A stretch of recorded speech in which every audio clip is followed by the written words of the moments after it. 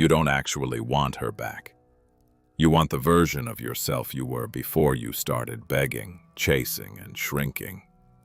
And if you click away now, you'll keep calling it love, while what you really miss is the man you were before you forgot your own worth. Stay until the end, or every time you try to detach, you'll just orbit the same person in your head, instead of finally breaking free into a life where you are the one that quietly becomes impossible to replace. Everyone online tells you, detach and they'll chase. Sounds good in a reel, but if you've ever tried it, you know the truth. Most guys detach for a week, then snap right back the moment they feel that old hit of attention. You delete the chat, then scroll it from screenshots. You block, then unblock to see if they texted. You say, "I'm done." Then find yourself re-explaining the same pain to the same person like nothing ever happened. That's not detachment. That's a loop. The Stoic truth is simple and brutal. You're not just attached to them. You're attached to the weaker version of you that showed up for them. And as long as you refuse to confront him, you'll keep relapsing into the same story with the same ending. So what is detachment really? Detachment is not pretending you don't care. Detachment is caring without letting their choices dictate your self-respect. It's not coldness, it's control. When you're attached, your nervous system is outsourced. Their messages decide your mood. Their silence decides your sleep. Their attention decides how valuable you feel when you wake up. When you detach, something subtle but massive changes. Your emotional life comes back home. You can still like them. You can still miss them. You can even still want them. But you no longer treat your wants as commands. Dark psychology and Stoicism agree on one thing. People are most drawn to what they can't easily control. An attached man advertises himself as easy to control. He reacts instantly. He explains himself endlessly. He forgives without change. He rearranges his entire day because they sent, "Hey." A detached man doesn't do any of that. Not because he's playing hard to get, but because he's actually hard to move. So how do you become that man? Step 1. Detach from the outcome. As long as your secret mission is do this so they come back, you're not detached. You're strategizing. Every silence, every gym session, every "I'm focusing on me" speech is still about them. Stoic detachment starts with a different contract. Whether they come back or not, I refuse to be the man who begs to be chosen again. Your training, your money, your discipline, your peace, it all has to be worth it, even if they never see it. If you're not willing to improve in the dark, you're not detaching. You're advertising. Step 2.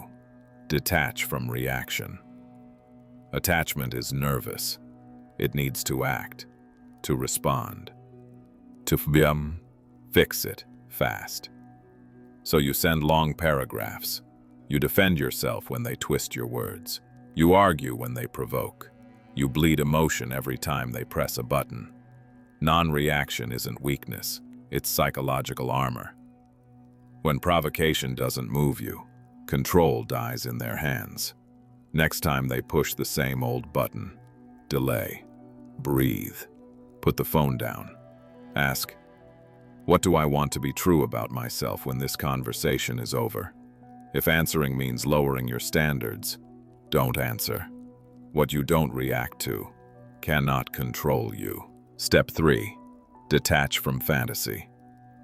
Most obsession isn't about the person, it's about the story. You're attached to the movie in your head, the future trips, the home, the mornings together, the version of you who finally wasn't alone. That's why it hurts so much. You didn't just lose them, you lost the life you thought you'd have with them. Stoic detachment demands you mourn that fantasy honestly. Tell yourself the truth. That future only existed in my mind. They never walked in it with me. I cannot be abandoned from a place we never actually reached. When you detach from the fantasy, the person shrinks back to their real size. Step 4. Detach from self-betrayal. You think you're obsessed with them. You're actually obsessed with the question, how could I let this happen? How could I ignore the first lie? How could I stay after that humiliation? How could I watch myself shrink and do nothing? Detachment without accountability is just running. The Stoic move is to look that old self in the eye and say, yes, I betrayed us. No, I will not do it again. Write down 3 non-negotiables you broke for them. Sleep with that list near your bed. Next time someone asks you to cross those lines, your answer is already written. Now your detachment has teeth. Step 5. Detach into purpose. If you detach from someone and don't plug into something bigger, you'll relapse. Nature hates emptiness. What you remove must be replaced. Purpose is not a cliché. It's the gravitational pull that stops you from orbiting people.